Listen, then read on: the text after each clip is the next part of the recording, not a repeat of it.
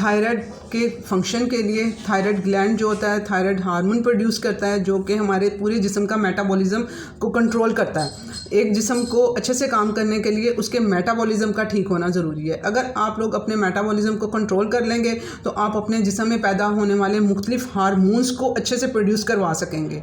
अब ये मेटाबॉलिज्म की सारी गेम है जो कि ऊपर नीचे हुआ होता है, और उसी की वजह से हमारे हार्मोन्स डिस्टर्ब हुए होते हैं, जिसमें कि थायराइड हार्मोन जो कि यहाँ पे थायराइड ग्लैंड होता है जो कि हार्मोन प्रोड्यूस करता है T4 प्रोड्यूस वो T4 करता है, इनएक्टिव फॉर्म होती है, उसको T3 में कन्वर्ट होना होता है, जिसमें कि जिगर उसकी हेल्प करता है। मुख्तलिफ न्यूट्रिएंट्स की मौजूदगी में ये काम होता है। ठीक है, अगर किसी के जिस्म में उन न्यूट्रिएंट्स की डेफिशिएंसी होगी तब भी वो काम कन्वर्ट नहीं हो पाएगा, एक्टिव फॉर्म में कन्वर्ट नहीं हो पाएगा। जिस्म में फिर तो रहे होंगे T4, आप लोग टेस्ट करवाएंगे उसमें आ रहे होंगे जी हमारा थायराइड ग्लैंड सही काम कर रहा है, वो हार्मोन्स प्रोड्यूस कर रहा है, लेकिन वो एक्टिव ही नहीं है, तो आपके किस काम के?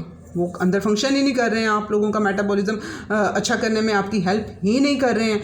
लोग यहाँ पर मेडिसिन्स खाने को तैयार हैं, लेकिन अपनी डाइट और लाइफस्टाइल चेंज करने को तैयार नहीं है। थोड़ी सी समझ की ज़रूरत होती है। मेरे साथ यहाँ पर एक थायराइड हार्मोन की पेशेंट चली हैं, उन्होंने 1 महीने के अंदर अपने थायराइड हार्मोन की 2 गोलियाँ वो लेती थी, अपने थायराइड हार्मोन की 1 गोली ख़त्म करवा ली। ठीक है, उसके बाद फिर वो 1 महीना और चली, उनकी दूसरी गोली ख़त्म हो गई। तीसरे महीने पे आके उनको हो गया कि उन्होंने अपनी डाइट में वो सब चीज़ें जो सी हैं, इसके लिए पता क्या ये ट्रिगर होती हैं, कुछ चीज़ें यहाँ पर जो डिस्टर्ब कर रही होती हैं आपके अंदर काम करने के लिए। अब इसके पीछे लिवर पे काम करना होता है, मुख्तलिफ ऑर्गन्स पे काम करना होता है, आपको टाइम रिक्वायर्ड होता है, उस पीरियड तक आप लोगों को कुछ चीज़ें छोड़ना होती हैं। तो आप लोग उन्होंने वही खुराक जो सी है अपने उसमें दूध और वो जी गंदम, घर वाले कह रहे थे कि ये तुम ये आम पूरी ज़िंदगी भी तो आप खाती रही हैं ये सारा कुछ, तो अब आप क्यों छोड़ रही हैं ये ज़रूरी है, ये गंदम जो सी है बहुत एनर्जी देती है, दूध बहुत एनर्जी देता है ये। और इसके अलावा एक यहाँ पर थोड़ा सा आंसर आ जाता है, महंगाई का दौर है और उसमें अच्छी खुराक को पूरा करना। लेकिन मैं पूरी कोशिश कर रही होती हूँ कि जो चीज़ बंद करवा रही हूँ उसके पैसों में ही वो अगली चीज़ पूरी करवा दूँ, इनको वो ज़्यादा ना करना पड़े कि भाई ज़्यादा फाइनेंशियली वो ना होना पड़े। और ऐसा ही होता है। ठीक है, अगर एक चीज़ बंद करवाई जा रही है तो उसी पैसे को आप दूसरी चीज़ जो यूज़ करनी है उसमें कंज्यूम कर लो। तो वो फिर उन्होंने अपना जो सा वो रिवर्सल जो उनका इतना गाड़ी अच्छे से चल रही थी उसको उन्होंने फिर ख़राब किया।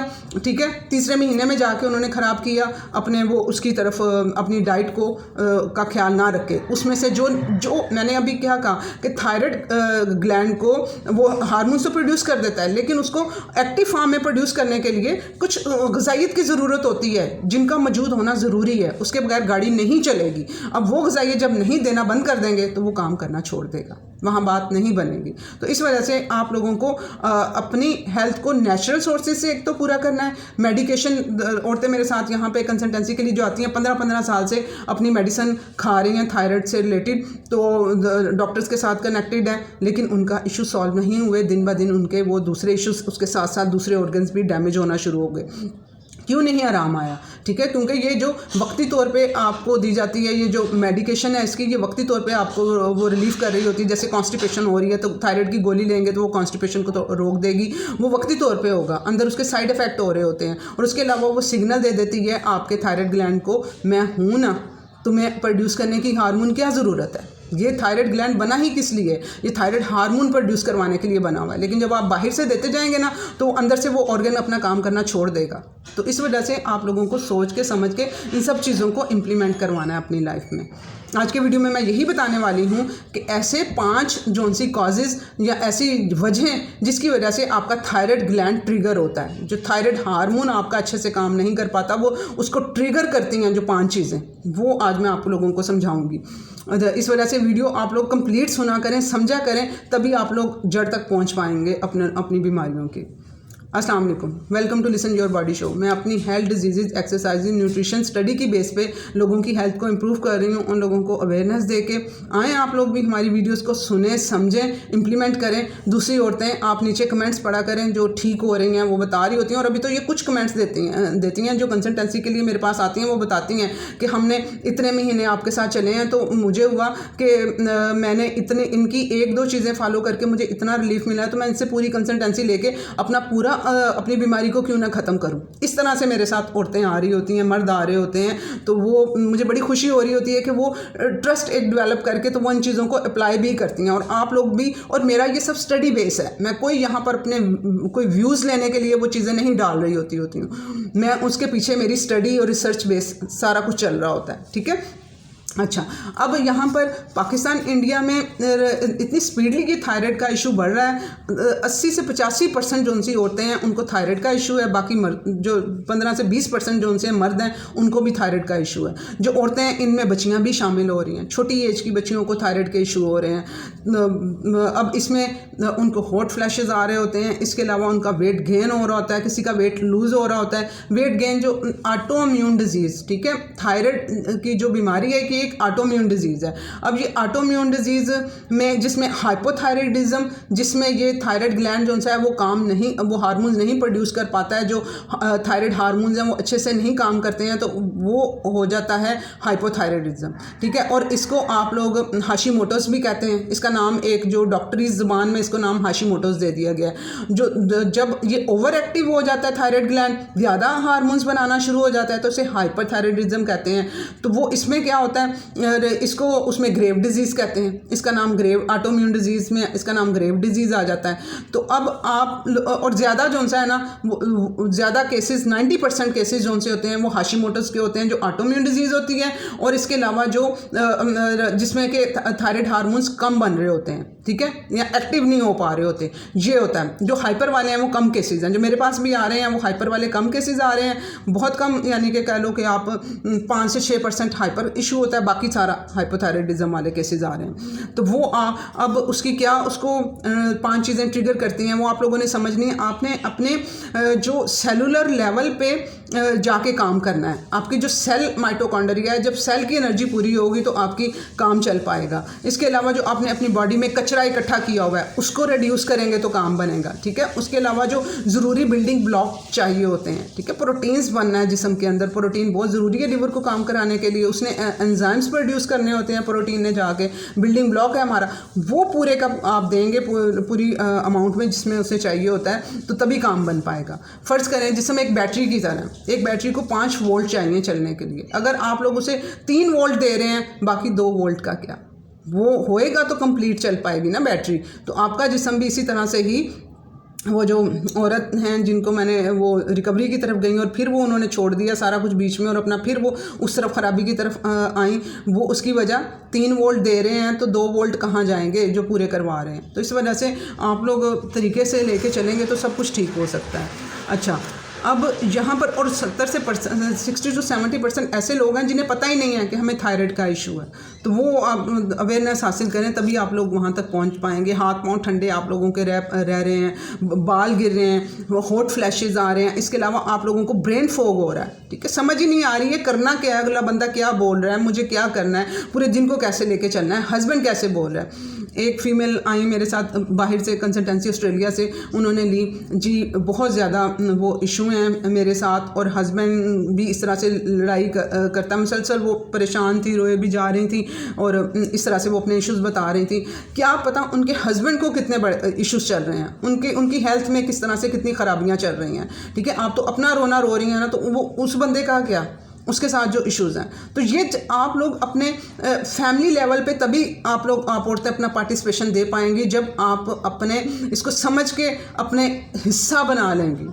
ये मैं लिसन योर बॉडी, मैं आप लोगों को एक लाइफस्टाइल दे रही हूँ। आपकी एक औरत को अगर मैं ये समझा पाई ना ये सारी चीज़ें, तो समझो उसकी आगे से नस्लें, वो आगे से अपनी बेटियों को, औरत ने घर संभालना होता है ना, किचन औरत ने सारा कुछ ये हेल्थ को लेके चलना होता है, तो वो जब एक को कर पाऊंगी वो आगे ये नस्ल दर नस्ल सिलसिला शुरू हो जाएगा। और यही मेरा पर्पज़ है कि ये मैं लोगों के लाइफस्टाइल में जाके उनकी जड़ों पे काम करूं, ताकि ये वक्ती तौर पे ना हो कि ये वक्ती तौर पे दवाई खा ली है तो ठीक हो गए, बाकी फिर वो इशू आ गया वैसे का वैसा। अच्छा, अब हम बात करते हैं कि हम जो इसको ट्रिगर करते हैं। सबसे नंबर पे वायरल इन्फेक्शन। अगर आप लोगों का गला जो बार बार ख़राब हो रहा है, बार बार ख़राब हो रहा है, आपको साइनस का इशू हो रहा है, रेशे का इशू हो रहा है, तो वो ये फिर आगे जाके ये बीमारी बीमारी उसमें जाके क्या थायराइड ग्लैंड को डिस्टर्ब करती है, जो थायराइड ग्लैंड की हेल्थ को उसको प्रोड्यूस करवाने में ये जाके उसकी रुकावट बन रही होती है। तो आप लोगों को अपने इस इन्फेक्शंस को रोकने के लिए आप लोगों को अपनी इम्यूनिटी पे काम करना है, ठीक है। जिन लोगों को बहुत जल्दी गला ख़राब हो जाता है और ज़रा सा कोई मौसम चेंज हुआ, ठंडा गर्म किया, तो उसमें उन लोगों के वो इश्यूज़ होना शुरू हो गए। तो उसके लिए आप लोगों को अपनी इम्यूनिटी पे काम करना होगा। जिनमें ये इम्यूनिटी कम है वो ज़्यादा वायरसेस का शिकार होते हैं, और जो जितना वायरसेस का ज़्यादा शिकार होगा उसका थायराइड ग्लैंड उतना ही ट्रिगर करेगा, उतनी ही जल्दी वो ख़राबी की तरफ जाएगा, ठीक है। अगर आप लोग जिसको थायराइड के पेशेंट है ना, वो ज़रा अपना पीछे से सोचना शुरू होंगे ना, तो उनको होगा हाँ हमारा गला ख़राब हो जाता था, हमें ज़रा सा वो मौसम चेंज हो जाता था, हमें बुखार वगैरह होना शुरू हो जाता था, तो वो पीछे उनकी बेस यहाँ से स्टार्ट हुई है। तो वायरल इन्फेक्शन इसको ट्रिगर करते हैं। तो उसके लिए इम्यूनिटी के लिए आप लोगों ने मेरा वीडियो मैंने नेचुरल एंटीबायोटिक्स के नाम से बनाया हुआ है, वो आपकी इम्यूनिटी को बढ़ाने में बहुत हेल्प करेंगे। आपने मेरा वो वाला वीडियो भी आप लोगों ने वो सुन लेना है, पूरा डिटेल में सारा कुछ उसमें समझाया हुआ है, ठीक है।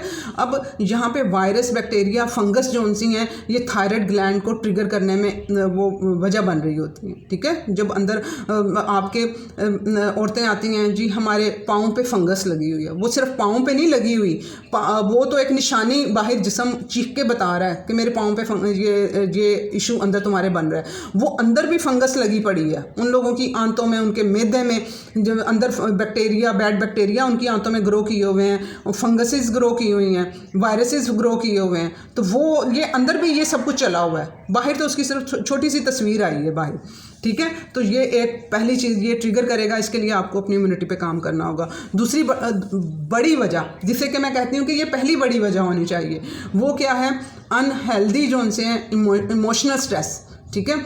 अब जितने भी मेरे पास थायराइड के पेशेंट आ रहे हैं ना, जब वो डिस्कशंस होती हैं तो उनके पीछे से जो है ना वो स्ट्रेस लेवल कहीं ना कहीं उनके अटका होता है।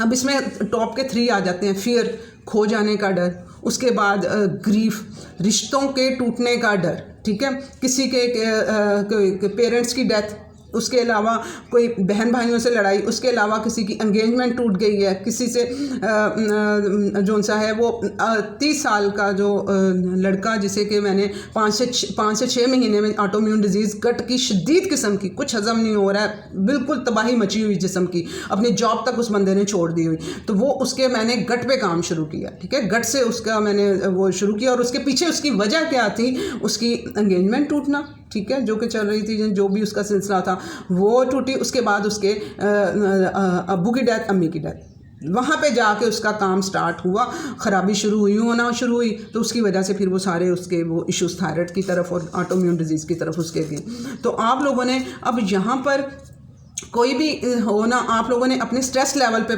काम करना है। अगर आप लोग हेल्दी हैं, आप लोग चाहते हैं थायराइड ना हो, अगर हो चुका हुआ है, तो आप लोगों ने अपने स्ट्रेस लेवल को नीचे लेके जाना है। बच्चों को स्टडी का स्ट्रेस, ठीक है, इनके स्ट्रेस बच्चों के भी कम करें आप लोग। उसके लिए स्लीप को बेहतर करें। मेरा स्लीप वाला वीडियो है, वो आप लोगों ने देखना है, इससे आप लोगों को पता चलेगा कि किस टाइम पे कितना सोना है, क्या करना है। उसके अलावा आप लोगों ने अपने स्ट्रेस को कम करने के लिए, जब जिस्म में स्ट्रेस बढ़ता है ना, तो कोर्टिसोल हार्मोन रिलीज़ होता है, और जब कोर्टिसोल हार्मोन रिलीज़ होता है ना, तो फिर ये थायराइड ग्लैंड के हार्मोन को रिलीज़ होने में रुकावट बनता है, उसको ये डिस्टर्ब करता है, उसकी प्रोडक्शन में ये बहुत बड़ी रुकावट बन रहा होता है, ठीक है। तो आप लोगों ने अपने कोर्टिसोल हार्मोन को प्रोड्यूस होने से गलत वाले को बचाना है, ठीक है। आप लोगों ने अब उसके लिए डीप ब्रीदिंग का सहारा लेना है, और कोर्टिसोल हार्मोन एक ऐसा वाहिद हार्मोन है जो मूवमेंट मांगता है, ठीक है। आप लोगों को जब स्ट्रेस लेवल आए, आप उठ जाएं, वॉक स्टार्ट करें, 5 से 10 मिनट वॉक, घर के अंदर ही कर लें, घर के बाहर कर लें, ऑफिस में है।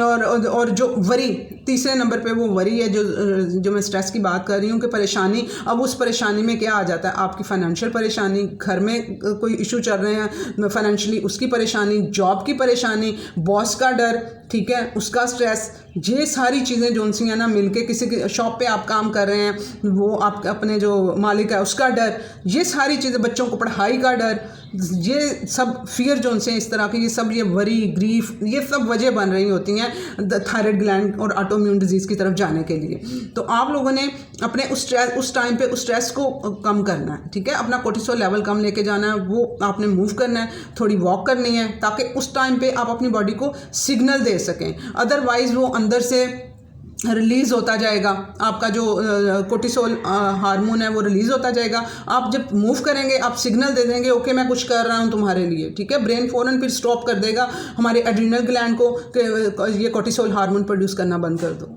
आप लोगों ने ये इस तरह से और डीप ब्रीदिंग करनी है, ठीक है। मूवमेंट आप लोगों ने मूवमेंट में लेके आना है। स्ट्रेस को रोका नहीं जा सकता है, उसके हमने जो उसके असरात हैं उसको ख़त्म किया जा सकता है। और आप लोगों ने मैं आप लोगों को वही मैनेज करना सिखा रही हूँ कि किस तरह से आप लोगों ने अपने स्ट्रेस को मैनेज करना है। तो ये डीप ब्रीदिंग का भी आप लोगों ने सहारा लेना है, ठीक है। मूव योर बॉडी, हरकत में रहें। बैठे रहेंगे सुन्न होकर सोची जाएंगे, कोई रिजल्ट नहीं निकलेगा, उल्टा आपके ऑर्गन्स तबाह हो रहे होंगे, ठीक है। उसके बाद जो तीसरी जो वजह ट्रिगर करती है जो थायराइड हार्मोन्स को, वो है बैक्टीरियल ओवरग्रोथ।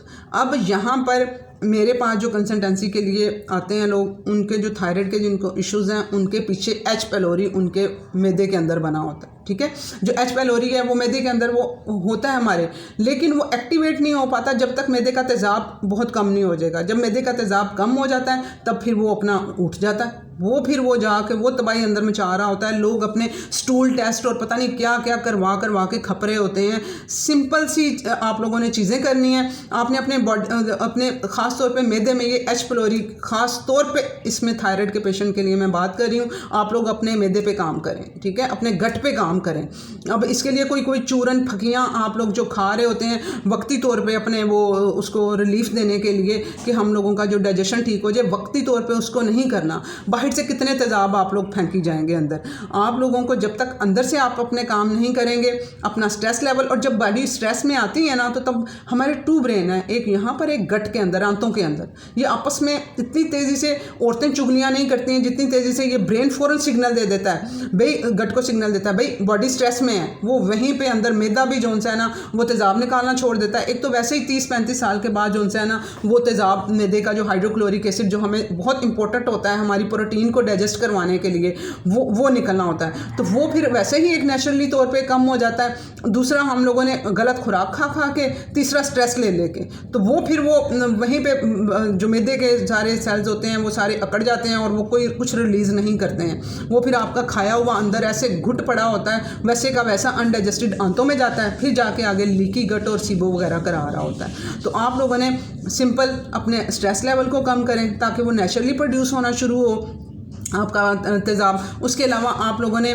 स्टमक एसिड को बेहतर करवाने के लिए आप लोगों ने एप्पल साइडर विनेगर वाला मेरा वीडियो देखना है, उसमें कंप्लीट मैंने बताया कि किस टाइम पे पीना है। अब यहाँ पर ये देखें, यहाँ पे एक बच्ची कंसल्टेंसी के लिए 11-12 साल की बच्ची आई है। उन्होंने किसी वीडियो में किसी को सुना था कि ये अच्छा होता है एप्पल साइडर विनेगर डाइजेशन के लिए। अपनी बच्ची को 1 चम्मच वो पिलाती रही हैं अनडाइल्यूटेड, ठीक है ना, पानी डाले बगैर, वो भी 1 चम्मच, और खाली पेट सुबह पिलाती रही हैं। किस कदर तबाही उस बच्ची की मची हुई है, कुछ उसे हजम नहीं हो रहा है, डाइजेशन उसका लेवल जो है बिल्कुल डाउन हुआ पड़ा है। वजह इस तरह से बाहर से फेंकेंगे और वो गलत तरीके से डालेंगे, नहीं काम बनेगा। एप्पल साइडर विनेगर अच्छा है, नेचुरल है, बट वो एक लिमिटेड मिकदार में चाहिए। उसको एक ख़ास टाइम पे आप लोगों ने पीना है, ठीक है। जिस टाइम पे खाना खाओगे वहाँ पे रिक्वायरमेंट है, डाइल्यूट करके उसको पीना है, कम क्वांटिटी में उसे पीना है। मेरा वीडियो आप लोग एप्पल साइडर विनेगर वाला ज़रूर देख लीजिएगा, वो आप लोगों को हेल्प करेगा जो बैक्टीरियल ओवर ग्रोथ है एच पैलोरी को ख़त्म करने में, ठीक है। उसके अलावा आप लोगों ने अल्कलाइन और एसिडिक खून हमारा जो है अल्कलाइन होना चाहिए, उसका ख्याल रखना है। अपनी डाइट को इस तरह से रखना है कि आपकी बॉडी अल्कलाइन भी हो। अब ये नहीं कि वो सारी एसिड वाली चीज़ें आप लोग वो खाते जाएं, और हमारा स्टमक एसिडिक होना चाहिए, ब्लड हमारा अल्कलाइन होना चाहिए, ठीक है, वो भी एक ख़ास लेवल तक। तो वो एसिडिक और अल्कलाइन वाला वीडियो भी मैंने बनाया हुआ है, वो भी। अब वही कहा कि मेरे सारे वीडियो लिंक्ड हैं, आप लोग सारे थोड़े थोड़े करके सब वीडियोज़ को सुनें और समझें, आप लोगों को पूरी गेम समझ आएगी कि कहाँ पर हेल्थ पड़ी हुई है, ठीक है। इसके अलावा प्रोटीन ले रहे होते हैं, प्रोटीन बहुत ज़रूरी है, ठीक है। हाँ, बिल्डिंग ब्लॉक है हमारे मसल्स के लिए, हमारी हेल्थ के लिए बहुत अच्छा है, लेकिन उसको डाइजेस्ट करने के लिए हमारा हाइड्रोक्लोरिक एसिड भी और मुख्तलिफ एंजाइम्स भी चाहिए। तो जिन लोगों को थायराइड का इशू है, प्रोटीन लिमिटेड मिकदार में यूज़ करना है और उसको डाइजेस्ट करवाने का काम करना है। डाइजेस्ट होगा तो फ़ायदा होगा, ठीक है। उसके अलावा आपकी फूड सेंसिटिविटी, यहाँ पे आ जाते हैं जी। कंसल्टेंसी के लिए औरतें आती, मुझे तो इस खुराक से सेंसिटिविटी है, मैं ये खाती हूँ तो मैं ये खा ही नहीं सकती हूँ, मुझे उस खुराक से सेंसिटिविटी है। ये किस वजह से प्रोड्यूस हो रही होती हैं? ये सेंसिटिविटी कुछ नहीं है, ये आप लोगों का जो सा गट लाइनिंग है वो ख़राब हुई पड़ी है, और उसमें अब जब अनडाइजेस्टेड खाना आंतों में पहुंचेगा तो फिर वो आंतों ने एब्जॉर्ब करना होता है, बड़ी आंत ने, तो फिर वो जब उसकी जो सारी लेयर होती है वो डैमेज कर दी गई होती है गलत खाने खा खा के, और वो इतना स्ट्रेस ले लेके, तो वो फिर जब वो खाना अनडाइजेस्टेड ब्लड में जाता है तो फिर वो देता है सेंसिटिविटी, फिर वो बॉडी में फिर एलर्जीज वगैरह होती हैं, तो फिर वो वहाँ से आ जाती है बात सेंसिटिविटी की। तो इसके लिए आपको जो थायराइड के पेशेंट हैं उन लोगों को अब शुरू में क्या करना होगा, आप लोगों को फौरी तौर पे इन खुराक को निकालना होगा जो आप लोगों के लिए वजह बन रही हैं, ट्रिगर कर रही हैं, ठीक है। अब एक तो सेंसिटिविटी ये हो गई जो गट से जाके वो उधर हो रही हैं, और दो चीज़ें जो थायराइड पेशेंट के लिए जो बहुत गलत काम कर रही होती हैं, वो एक गंदम है और एक जिसमें कि ग्लूटन वजह बन रहा होता है, वो जाके उसकी जो मालिक्यूल्स हैं उसकी शेप उसके साथ मिल रही होती है थायराइड ग्लैंड के साथ, तो वो फ़ौरन अटैक होना शुरू हो जाते हैं। जब आप लोग खाते हैं ना तो वो एंटीबॉडीज़ बनना शुरू हो जाती हैं बॉडी के अंदर। दूसरा चीज़ है दूध, आप लोगों को दूध और गंदम ये आप लोगों को छोड़ना होगा, ठीक है। तो वो मैंने बताई अभी स्टोरी कि उन फीमेल की कि वो उन्होंने दोबारा से ये दोनों चीज़ें खाना भी तीसरे महीने में ही शुरू कर दी। पहले अपनी रिकवरी तो साल तो दो अपनी बॉडी को सीधा होने के लिए, ठीक है। तो वो आप लोगों को इन फूड्स को अवॉइड करना होगा जो आपको ये शदीद किस्म का ट्रिगर कर रहे हैं। उसके अलावा आप लोगों के न्यूट्रिएंट डेफिशिएंसी, अब न्यूट्रिएंट डेफिशिएंसी में क्या आ जाता है कि आपके कौन से विटामिन्स और मिनरल्स की डेफिशिएंसी हो रही होती है, जिसमें नंबर 1 पे विटामिन D3 आ जाता है। वो आपने सप्लीमेंट के थ्रू पूरा करना है, खुराक से पूरा नहीं होता है। वो मेरा विटामिन D डोज वाला वीडियो देख लें, छोटे लेवल से शुरू करिएगा। विटामिन D के 2-3 वीडियोज़ हैं, तो आप लोगों ने विटामिन D डोज के नाम से स्पेशल मैंने बताया था कि कितनी डोज होनी चाहिए, तो वो उससे आपको सारी समझ आ जाएगी, वो आप लोगों ने देखना है। इसके अलावा मैग्नीशियम चाहिए, जिंक हमें चाहिए होता है, जो कि आपने खुराक से ही B12 B कम्प्लेक्सेस, ठीक है, जो कि आपने खुराक से ही पूरे करने हैं। ये जो नट्स और सीड्स स्पेशली होते हैं, ये आपके B कम्प्लेक्सेस पूरे करने में मदद करेंगे। और इसके अलावा B12 जो आपका है वो रेड मीट से पूरा होना है और उसी से पूरा करना है। शुरू में अगर नहीं डाइजेस्ट हो रहा है, उसकी यखनी जो सी है वो खानों में डाल के आप लोग यूटिलाइज करके अपने B12 को पूरा करें। ये न्यूट्रिएंट आप लोग पूरा करें, देखिएगा किस तरह से आपको एनर्जी लेवल आने लगेंगे, ठीक है। आई होप ये वीडियो इन्फॉर्मेटिव था, प्लीज़ इसे शेयर करें। अल्लाह हाफ़िज़।